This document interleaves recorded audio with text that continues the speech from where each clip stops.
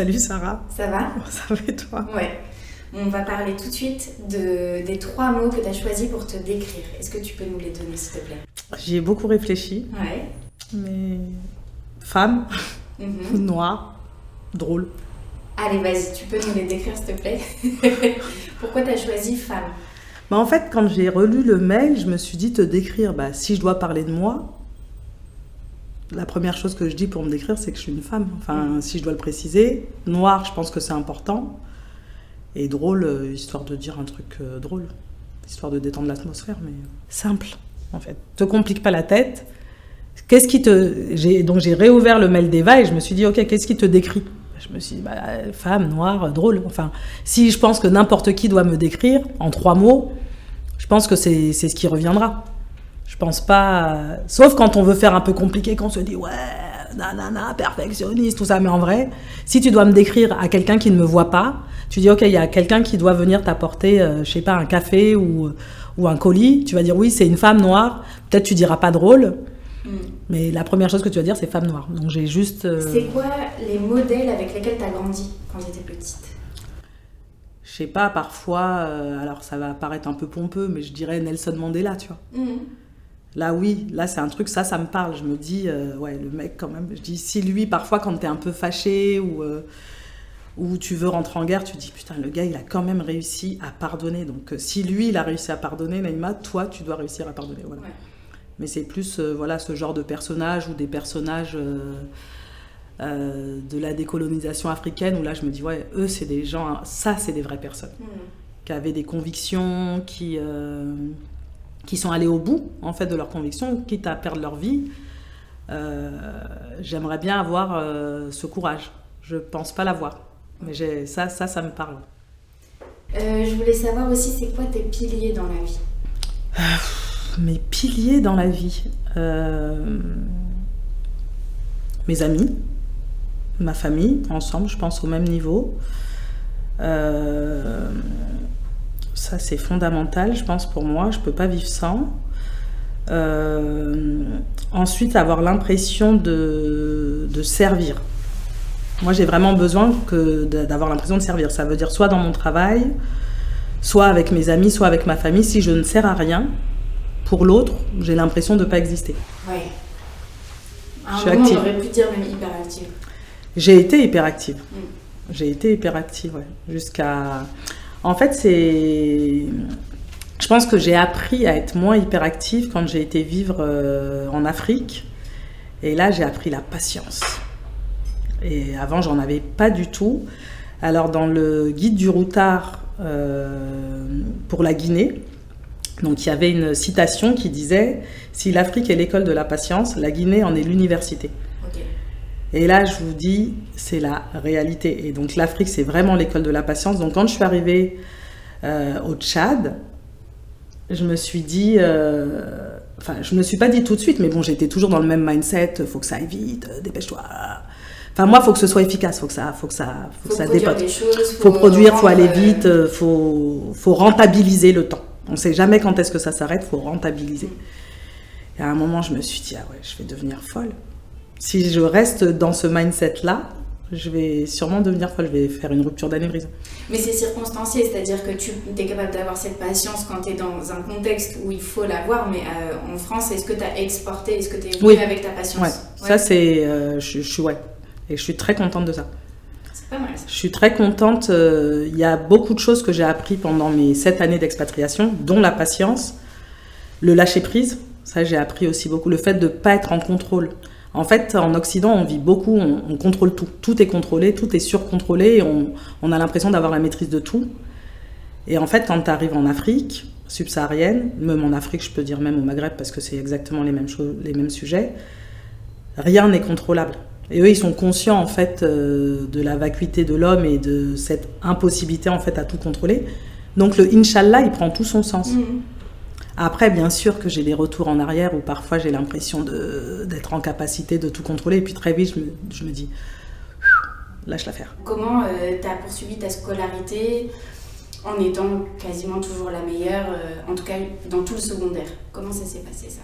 Déjà, je pense que j'ai toujours aimé l'école. Ma punition quand j'étais petite, c'était tu n'iras pas à l'école. Donc, il n'y a pas beaucoup d'enfants à qui on dit, voilà, moi, j'étais contente d'aller à l'école, j'étais contente de retrouver mes potes. Après, j'ai toujours eu ce truc d'être bonne dans ce que je faisais. J'aimais bien que les profs m'aiment bien, que mes parents soient fiers de moi. C'était important. Enfin, l'école, pour mes parents, c'était important. Et c'est vrai que quand tu travailles bien à l'école, t'es comme entouré d'une auréole, partout. À l'école, par la famille, par les amis, par tout le monde. Enfin, t'as une position, t'es un peu sur un piédestal.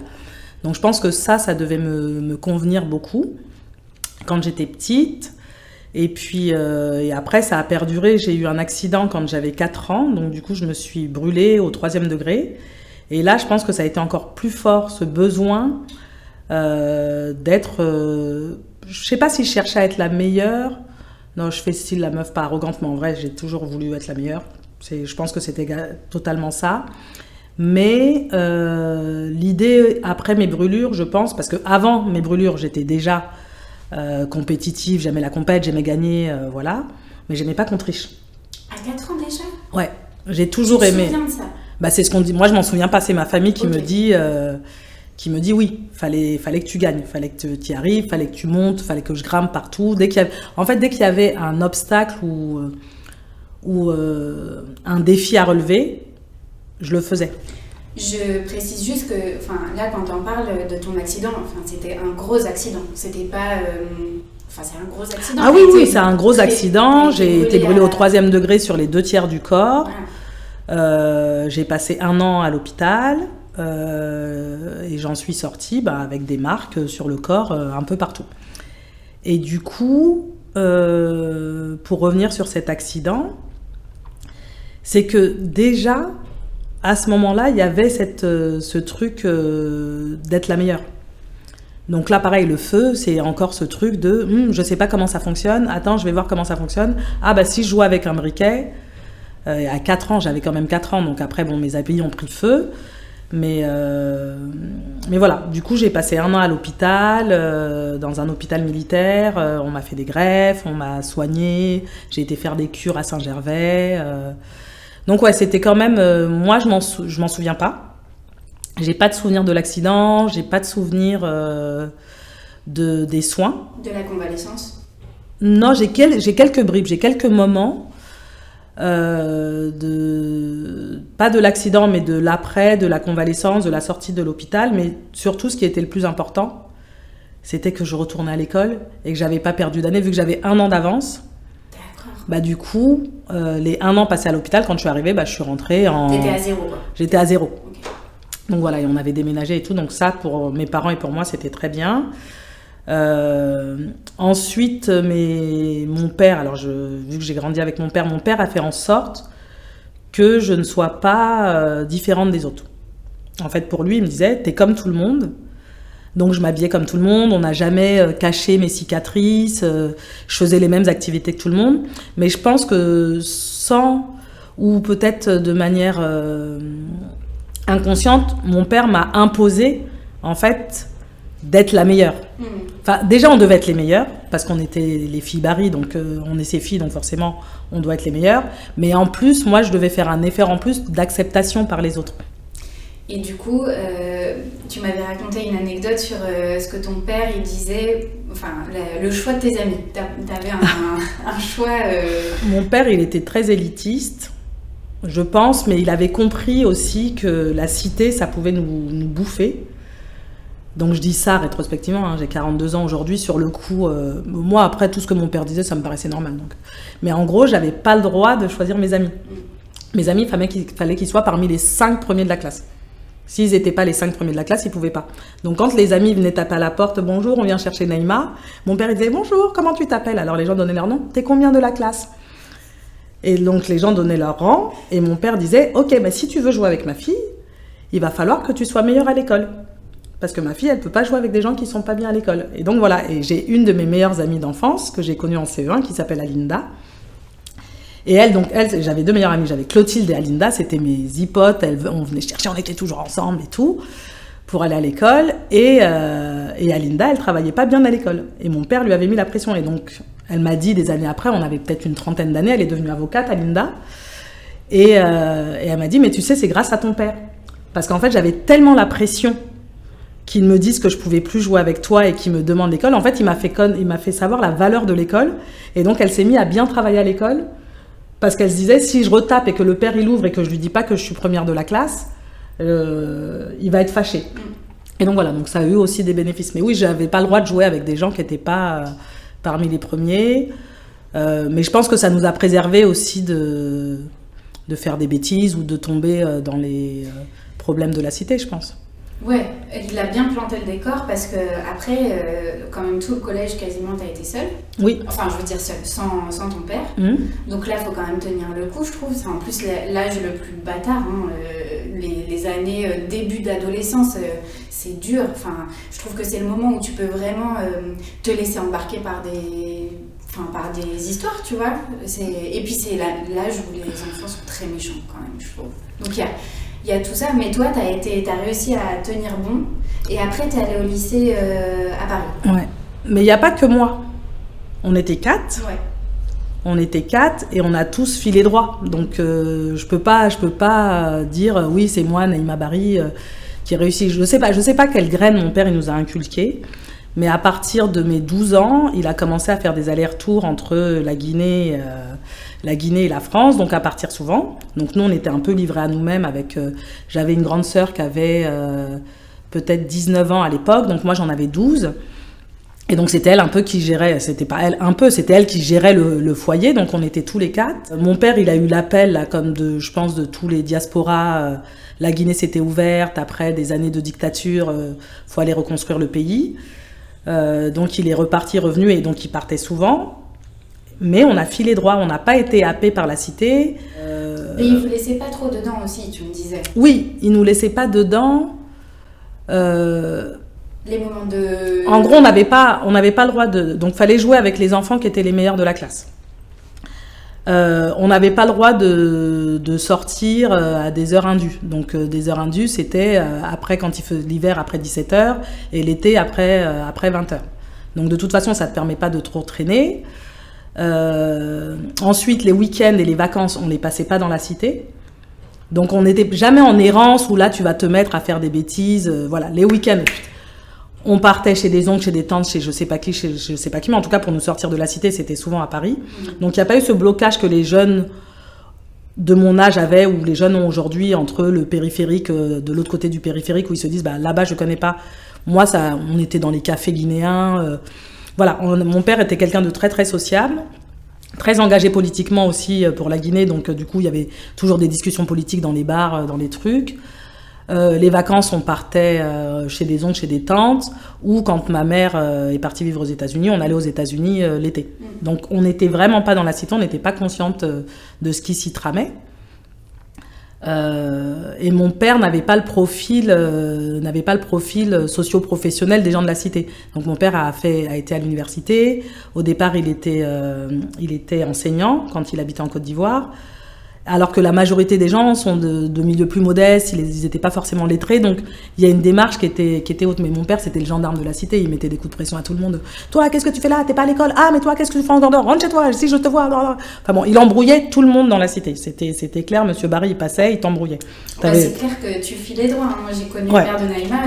Quand il venait s'asseoir à mon magasin, j'avais intérêt à... Vous voulez un café? Oui, attention, pas de sucre, machin. Enfin, voilà, c'était... Ouais, non, il fallait faire gaffe. Mais moi, je me reconnais, parfois, je fais la même chose. Je mets des coups de pression à des gens, mais mêle-toi de tes affaires, quoi. Et je me dis, mais putain, mon père, il faisait pareil. Il y a un enfant qui pleure dans le RER, et mon père, il disait, pourquoi tu pleures? Hein? Tu vois pas que tout le monde t'entend? Et l'enfant... il filait droit, il bougeait plus, tu vois. Et moi, parfois, je fais ça, je regarde les enfants, tu sais, tu les regardes droit dans les yeux, pendant qu'ils font leur chichi avec leurs parents, tu les regardes droit dans les yeux, tu dis, t'as des vraies raisons de pleurer? Et puis l'enfant, il se redresse, il arrête de pleurer. Je me dis, putain, mais qu'est-ce que tu ressembles à ton père, quoi, c'est ouf. Pourquoi je veux parler de ça? On parlait de comment, en fait, ton père a réussi à t'extraire de la cité, à nous extraire. Il y avait tous ces moments de vacances, en fait. Enfin, oui, vraiment de vacances. Et je pense, après, j'ai pas vraiment les clés, mais je me dis que ça nous a aidés. Après, on a fait allemand première langue, parce qu'il fallait bien sûr dans les classes où il y avait les meilleurs. Donc là aussi, t'es dans un microcosme. Et après, il nous a mis au lycée à Paris. pour qu'on reste pas dans la cité, qu'on ait plus de facilité et d'ouverture. Et c'est vrai que si j'étais restée à Sevran, si j'étais restée au lycée à Sevran, j'aurais pas fait tout ce que j'ai fait aujourd'hui. Ça m'a ouvert à un nouveau monde, ça m'a ouvert à une nouvelle culture, ça m'a ouvert l'esprit tout simplement sur d'autres choses, hein, sans mettre de valeur entre ce qui s'est passé, ce qui se serait passé si j'étais restée à Sevran ou pas. Je sais que ça m'a ouvert un autre monde que je ne connaissais pas et que je n'aurais pas connu en étant restée à Sevran. J'aurais appris d'autres choses, mais j'ai quand même, je reste une meuf de Sevran. Ça fait partie de moi. Donc je me sens autant parisienne et dans ce petit monde de bobos que sevranaise, et j'ai encore des potes. Pas plus tard que le week-end dernier, j'étais avec une pote de CE2. Bon, voilà, on raconte nos histoires de CE2 quand on s'est fait taper. Voilà. Il y avait des gens de Sevran. Donc, après, moi, j'ai des amitiés très fortes et de longue durée. Ce qui fait que ça permet de ne pas forcément perdre son histoire et ses racines. Ne serait-ce que sur l'acceptation de son physique, etc. Tu disais que donc, jusqu'à tes 35 ans à peu près, les brûlures, c'était pas un sujet. Et à partir de 35 ans, quand tu as commencé à en prendre conscience, c'est là où tu as commencé à éventuellement réfléchir à est-ce que je veux les montrer, est-ce que je m'en fous, est-ce que pour le moment j'arrive à gérer le regard de l'autre. Je pense que ça va au-delà de que cet accident. Je pense que c'est ce que tu disais tout à l'heure, c'est déjà le fait d'avoir été élevée par un homme. Moi, j'ai été élevée par un homme, et déjà, donc, tu nies toute ta partie féminine, alors que j'ai toujours été très précieuse. Ça, je l'ai toujours gardée, très coquette, très précieuse. Quand j'étais plus petite, parce qu'après, ça a changé. Vous m'avez connue, après, j'étais un peu plus thug et tout. Mais quand j'étais petite, j'avais toujours des petites robes, toujours des petites couettes bien coiffées, les ongles toujours propres, toujours nets. J'étais la goody shoes girl, quoi. Et donc, je pense que déjà, ça vient de là. Déjà, mon père, c'est pas on était des bonhommes, mais un peu on était des soldats. Franchement, on a été élevés un peu comme des soldats, quoi. C'était marche ou crève. Enfin, faut que ça file droit. Un exemple concret de ça, c'est que quand on faisait des bêtises, nous, on devait faire des pompes. Ah ouais. Donc c'était pas la même chose. Donc je pense que le fait de reconnaître son corps et de se sentir femme, déjà à la base, j'étais juste non-genrée, tu vois. Je pense que mon père, c'était un avant-gardiste. Nous, on était non-genrés. Oui, vous étiez dans un truc très cérébral, très intellectuel. Ouais, pas du tout. Et après, à l'adolescence, c'était l'époque du hip-hop. Ouais. Donc là, on s'habillait comment ? En thug. Fallait avoir des joggings larges. Moi, je me souviens, je venais au lycée, j'avais un jogging jaune pétant, poussin, Nike. J'avais une doudoune bleue et jaune. Enfin. Merci le CF. Enfin, tu vois, on était des clones, on était non-genrés. En réalité, il n'y avait rien.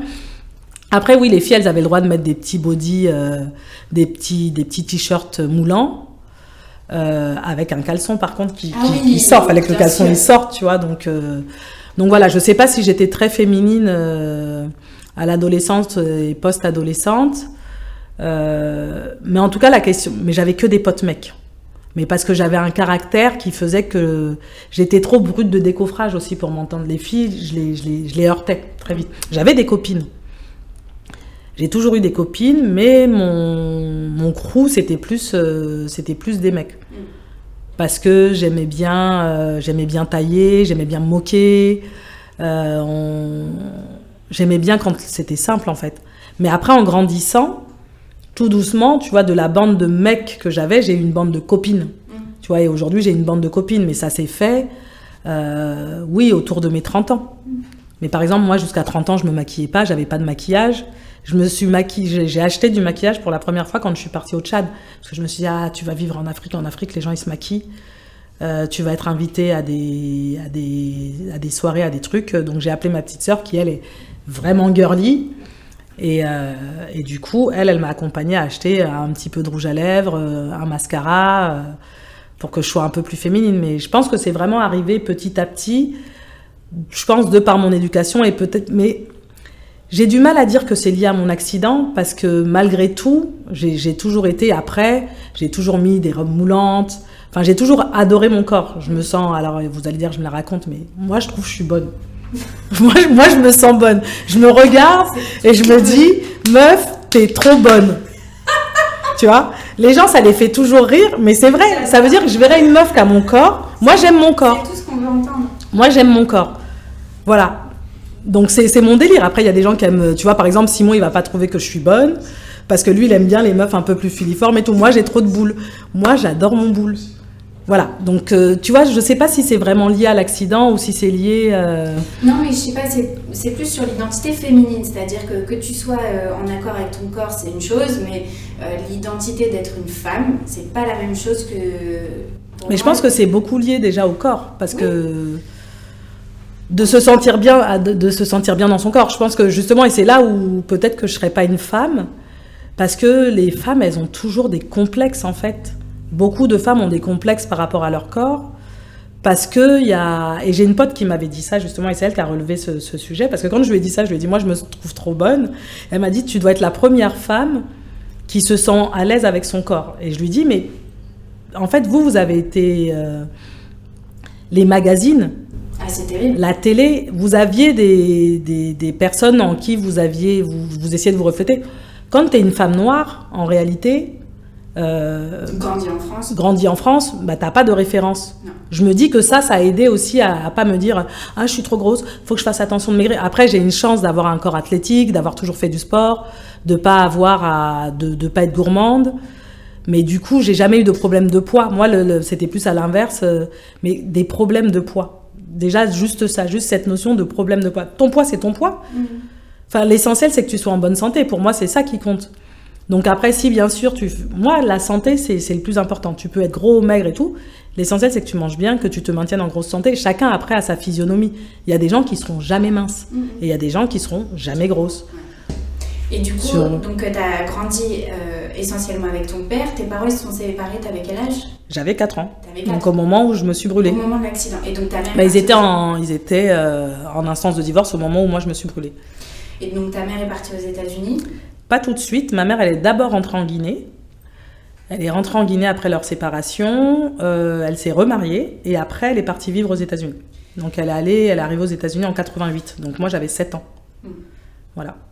Et donc les filles Barry plus l'accident, et je reviens sur le fait que tu t'es décrit comme noire. Est-ce qu'il y avait aussi ce truc d'être meilleure parce que noire, et donc parce qu'en France il y a une telle discrimination que... Pas du tout. Pas du tout. Pas du tout. Ouais. En fait, noire, dans mon éducation en tout cas, c'était vraiment pas un facteur, alors que beaucoup de gens, leurs parents, moi mon père n'a jamais parlé de ça. Ça n'a jamais été un facteur. Fallait être les meilleurs parce qu'on était des barils. Alors que peut-être que dans sa tête, il se disait parce qu'aussi t'es noir. Mais quand tu grandis à Sevran-Bodot, c'est le blanc qui est la minorité. Donc cette notion de couleur en fait n'est jamais rentrée en compte. Elle est rentrée en compte quand j'ai été vivre en Afrique. Là, je me suis sentie noire. Mais en France, je me suis jamais sentie noire. J'ai jamais senti que c'était mon identité. Mon identité, elle passait pas par ma couleur. Mais en allant vivre en Afrique, j'ai su. J'ai su qu'il y avait une différence, et aujourd'hui, je me considère comme noire. Mais avant, si j'avais dû me décrire, j'aurais dit sûrement femme guinéenne Peul, tu vois. Ça, c'était vraiment mon identité. Je sais pas, je me souviens que j'avais eu une discussion comme ça, et c'était marrant de parler de mes origines, alors que j'en parle jamais. Mais voilà, Peul, je pense que ça me décrit bien, parce que j'ai une éducation, c'est mon ethnie, et j'ai été élevée dans cette culture-là. Donc, je sais. Qu'est-ce qu'elle a de particulier, cette culture-là ? En tout cas, qu'est-ce que toi tu retiens de ça ? C'est quoi ce que tu as appris ? Est-ce que tu... Il y a une philosophie particulière, mais que je ne saurais pas expliquer. Mais moi, ce que je sais, c'est que j'ai de la famille partout. Okay. Les Peuls, ils sont partout. C'est un peuple de nomades qui ont des traits physiques que tu reconnais. Ce qui fait que partout où je suis allée dans le monde, j'ai reconnu un Peul et je lui ai parlé en Peul, et d'un seul coup, ça a créé un lien en fait entre nous, et ça, je trouve ça fort. Ma sœur n'a pas du tout ce rapport-là. Elle me disait, mais toi, tu cherches des Peuls partout. Et je lui disais, mais je trouve ça génial d'aller, je sais pas, tu te retrouves au fin fond de l'Amérique du Sud.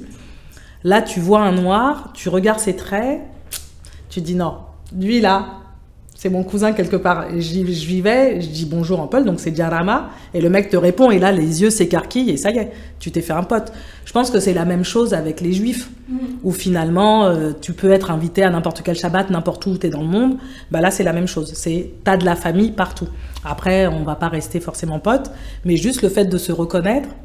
Oui, je pense que ça a à voir au fait que c'est un peuple nomade et que donc du coup, tu dois emporter ta culture partout où tu vas. Parce que les juifs, c'est ça. Et tu la portes sur toi. Oui, moi, physiquement, je ressemble pas à une Peul, mais ma sœur, partout où elle va dans le monde, mes parents, mes frères et sœurs, partout où ils vont dans le monde, on sait qu'ils sont Peul. Moi, je suis undercover. Même en Guinée, quand j'ai travaillé en Guinée, ils me disaient « Et toi, t'es d'où ?»« Mais je suis d'ici !» Les gens, mais d'ici où? Bah, d'ici, je suis mariée. Ah, mais t'es pas, nanana. Bon, voilà. Mais moi, les gens ont toujours cru que j'étais soit antillaise, soit camerounaise. D'accord. Ouais. Je sais pas. Donc tu dirais que c'est cette fascination pour de reconnaître des Peuls. De reconnaître. Mais il y a quand même. Il n'y a pas enfin, la philosophie dont tu parlais, c'est quoi? Non, je pense qu'il y a autre chose. Après, ma famille, je sais pas comment dire ça sans paraître arrogante. Mais en gros, les Peuls, dans leur éducation, ils t'imposent certains dogmes qui font que tu dois toujours rester un peu au-dessus de la mêlée. T'as besoin, tu peux pas descendre dans la boue avec les autres. Donc, il faut toujours essayer de prendre de la distance par rapport aux choses. En tout cas, en Guinée, c'est ceux qui avaient le livre et qui lisaient le Coran. Donc, c'est des érudits du Coran. Ce qui fait que c'est une approche différente. C'est des philosophes, c'est des gens qui réfléchissent. Donc, il y a ça qui t'est apporté. Et donc, de par cette culture-là, de toute façon, tu considères qu'il y a certaines choses que tu ne pourras pas accepter. Tout à l'heure, on parlait de Mandela, de Sankara ou de Kwame Nkrumah. Je pense qu'il y a tout ça qui fait qu'en étant Peul, tu as un devoir de pas tomber trop bas. Ouais, donc ça, voilà, tu comme ce qui quand tu étais à l'école. Enfin, ça, je l'ai toujours eu, mais j'ai toujours eu un besoin de rectitude, de justice. Ça, je l'ai toujours eu. Mais je pense que on s'est construit autour de tout ça. Il y a des manières de se parler. On se vouvoie. Tu vouvoies tes parents, tu vouvoies tes grands-parents. Mais toi, t'as vouvoyé ton père et ta mère? Moi, j'ai pas vouvoyé mon père et ma mère, mais j'ai vouvoyé mes grands-parents. Ok. J'ai vouvoyé mes grands-parents. Quand je parle Peul, je vouvoie mes grands-parents. Quand je parle Peul, je vouvoie les aînés. Et donc voilà, donc ça met aussi une distance. Ça t'impose aussi de voir les choses autrement. Je pense que, oui, grosso modo, c'est ce que je vois. Mais en tout cas, beaucoup de réflexion. On parlait des points d'ancrage quand on est à l'étranger. Donc le fait que tu aies fait beaucoup d'allers-retours... et que tu arrives à chaque fois à recréer, enfin non pas à recréer parce qu'en fait les gens sont là, tu pars et tu reviens et les amitiés restent, continuent de s'enrichir, etc. Donc pour moi ça de mon point de vue c'est un exploit. Je sais pas, enfin pourtant je fais partie de celles qui restent et qui te reprennent entre guillemets à chaque fois, mais je trouve que c'est hyper fort de maintenir ce lien tout au long de son expatriation. Quand tu travailles pour les organismes internationaux, la malchance que tu as, en fait, c'est que tu travailles qu'avec des internationaux et pas avec des nationaux. Les autres gens qui travaillent dans des boîtes, j'avais un pote, par exemple, qui travaillait chez Canal+. Ok, il travaille pour une boîte française, mais ses collègues sont des nationaux, donc il apprend plein de choses. Moi, mes collègues, ils étaient tout sauf congolais. Alors, ils étaient kenyans, ougandais, botswanais. Et donc, voilà, donc tu n'apprends pas de la culture. Tu as un ghetto d'expatriés ensemble qui travaillent ensemble. Donc voilà, moi je trouvais ça un peu dommage de ne pas apprendre de cette culture, de leur réalité en fait, tout simplement. Après, je te dis pas que je traînais bien sûr, quand tu es en expatriation, tu touches un milieu socio-professionnel qui est beaucoup plus haut que la moyenne. Mais bon, j'essayais quand même d'aller, quand j'étais invitée par, je sais pas, la femme de ménage ou le chauffeur de taxi, d'aller à ces soirées-là aussi pour voir un peu... ce qui s'y trame, enfin, quelle est leur vie en réalité. Parce que nous, on est dans un autre monde. Mais en tout cas, ça n'a jamais été un problème de bouger. Et vu que mes amitiés aussi étaient fortes, tu m'as posé la question aussi quand on préparait l'émission, tu m'as dit, mais ça t'a pas dérangé de quitter tes amis? Mais en fait, je ne me suis pas posé la question la première fois quand je suis partie vivre au Canada. J'avais 20 ans. faire mes études. Mais cette expérience-là, en fait, elle m'a donné de la force, en fait. Parce que quand je suis revenue, donc je revenais tous les étés pour travailler l'été, pour financer mes études à Montréal, et mes potes, ils étaient toujours là, en fait. Et ça m'a donné de la force. Ça m'a donné de la force, et on est toujours là, surtout. On est toujours là. Donc, on s'est connus, on avait 15 ans, on en a 42, ça fait 25 ans. Ça fait 25 ans que ça dure, et ça fait 25 ans que moi, je fais des allers-retours entre l'étranger et la France, et que je reviens, il y a mon noyau dur qui est toujours là. Et le fait de l'avoir fait très jeune et d'être partie à Montréal, et de savoir qu'en fait, ils sont toujours là, mes potes, en fait. Il n'y a rien... Ça demande de l'investissement, hein. Je ne te dis pas que c'est des... Il n'y avait pas à l'époque WhatsApp et tout. Mais voilà, ça donne de la force, et ça permet de partir et de revenir. Et ça aussi, c'est extraordinaire. Parce que tous les gens que j'ai rencontrés en expatriation, beaucoup de gens, ils n'ont plus ce noyau-là. Ils n'ont plus ce noyau, donc c'est difficile après de revenir. Là, je suis partie 7 ans en expatriation, je suis revenue, je suis retombée, je vais dire, presque sur mes pattes, parce que vous étiez là. Parce que mes potes étaient là. C'est quoi ton futur boulot ? Mon futur boulot. Parce que, et on va pas parler de là où tu es maintenant, puisque tu t'en vas. Si tu veux, on peut en parler, mais je me dis, on peut parler de ce qui arrive. En vrai, je pense que ce serait plus intéressant de parler de ce que j'ai fait que ce que je vais faire, parce qu'en vrai, tu sais jamais. Donc du coup, là où tu es aujourd'hui, tu veux en parler ? Ouais, on peut en parler. Allez, est-ce que tu peux nous dire ce que tu fais ? Du coup, je suis chef de projet en santé internationale, et je m'occupe de créer des coopérations techniques et politique entre les pays qui en font la demande, donc plus le Maghreb, sur la greffe d'organes et de tissus, au sein d'une agence nationale de santé. Ça, c'était la fiche de poste. Non, la fiche de poste, à la base, je devais travailler sur l'Algérie. Ouais. J'ai été engagée pour travailler sur l'Algérie. Depuis, j'ai fait donc, tous les pays du Maghreb, le Liban, le Sénégal, la Moldavie, la Roumanie, la Polynésie. Là, on doit partir au Kenya. Bon, voilà. Donc, à la base de l'Algérie, c'est devenu worldwide. Donc, voilà. Mais avant, tu dis que tu étais que dans de la santé administrative. C'est ça, mais là aussi, c'est le cas, santé. Oui, mais que là, la différence, c'est que tes interlocuteurs, c'est des médecins. Les gens avec qui tu bosses. J'ai toujours bossé qu'avec des médecins. Non, la différence, en fait, c'est que quand j'étais... ma carrière, j'ai commencé au ministère de la Santé. Donc là, tu es hyper loin du patient. Ensuite, quand j'ai travaillé à l'OMS pendant 7 ans en expatriation, l'OMS, en fait, il est dans les pays, c'est le conseiller du ministre. Donc, tu es encore au niveau du ministère. Tu n'es pas sur le terrain.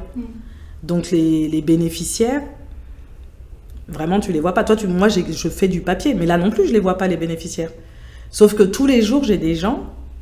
dans leur métier même, alors même s'ils travaillent avec moi, parce que à l'OMS ou au ministère de la Santé, c'était des médecins, mais qui ne pratiquaient plus. Là, ils font des deux. Tu peux pas faire que de l'administratif. Moi, je m'occupe de la partie administrative, et eux s'occupent de la partie médicale et technique. Donc voilà, donc c'est ça qui fait la différence, c'est que eux, ils pratiquent. Là, le médecin avec qui j'étais au téléphone tout à l'heure, il est de garde. Ça veut dire qu'à n'importe quel moment de notre réunion, on l'appelle, on lui dit voilà, il y a un patient qui est en état de mort encéphalique. Donc on va lancer la procédure et lui il doit valider toute la procédure pour être sûr de qui va avoir les organes, est-ce que les organes sont bons, est-ce que les équipes sont prêtes à venir chercher les organes, voilà. Mais ça se passe, t'es en réunion, le mec il arrête la réunion, il dit désolé on m'appelle, il t'appelle, ok, ça prend une demi-heure, puis après il revient, il dit on a peut-être un... Voilà, c'est plus actif. Ça m'est jamais arrivé quand j'étais au ministère, quand on me dit urgence. L'urgence, c'est t'as écrit la note pour le ministre, super urgence. Et puis le ministre, il lit jamais la note. Pour l'impatient que tu es, c'est parfait. Voilà. Et là, tu vas faire quoi tu prends quoi comme poste ? Donc là, je vais prendre un poste à l'OMS Euro, du coup, la zone européenne de l'OMS, et je vais m'occuper d'une part de faire une newsletter. Donc, de manière pompeuse, ils ont appelé ça Intelligence Service. Donc du coup, je dois reprendre toutes les informations de santé publique des 53 pays de la zone euro de l'OMS et en faire une newsletter, donc pour être sûr que tout le monde est au fait de toute l'information en santé publique. Ça, c'est une partie du boulot, c'est la partie la plus barbante en fait. Et l'autre, mais c'est intéressant, c'est barbant, mais pour moi c'est intéressant parce que ça me permet d'avoir une connaissance de tout ce qui se passe dans les 53 pays. Et vu que moi j'aime savoir, vu que je suis curieuse, du coup ça va me donner un côté aussi où j'ai beaucoup travaillé sur l'Afrique, de savoir un peu ce qui se passe en Europe et voilà. Donc ça c'est une partie du boulot, c'est la partie barbante. Et la partie intéressante, c'est que je vais m'occuper d'accompagner les pays à monter leur stratégie de coopération avec l'OMS. Et ça c'est ce que je fais déjà. Donc du coup, rencontrer les pays, rencontrer les gouvernements et voir avec eux comment l'OMS peut les accompagner à mettre en place leur système de santé, des activités de santé publique, voilà. C'est quoi vu qu'on est sur Dimanche Paresse, le dimanche c'est le jour du repas avec les copains, machin, c'est quoi ton repas idéal et ton dimanche idéal? Mon dimanche idéal, le mieux du mieux, le kiff de ma life, je me réveille très tôt le matin et je mets la radio. Et là, j'écoute la radio. Je me nourris de toutes les informations. Je mets des podcasts, la radio, des trucs. Et je me rendors tranquillement. Je me réveille, je change de podcast. Je me rendors tranquillement. Je me réveille, je remets un podcast, je me rendors. Donc, je fais ça entre 5h du matin et 11h du matin. Quand j'arrive à faire ça, là, après, c'est bon. Je peux aller monter l'Himalaya. Mais ça, le matin... Juste podcast, dodo. Et après, à 11h, je me lève. OK, qu'est-ce qu'on fait maintenant? Et après, là, la journée, elle peut commencer. Je vais aller voir des potes, jouer avec les enfants de mes potes. Voilà, tout simplement. Et le dimanche soir, tranquille. Ouais. Okay. Tranquille à la maison. Je sais pas, j'ai pas... Et puis, si c'est l'hiver, je sais pas, je vais lire. L'après-midi, je vais lire, je vais me rendormir, je vais lire. Mais je vais vraiment faire ma marmotte. Le dimanche marmotte... Ça, j'avais lu une illustratrice qui avait mis qu'elle avait la floume. La floume. La floume, donc c'est la flemme et j'en ai rien à foutre. Ouais, bah, ça, c'est mon dimanche et je m'en fous. Ouais. Ça, c'est mon dimanche préféré. Parfait. Voilà. Merci beaucoup. Pas de rien.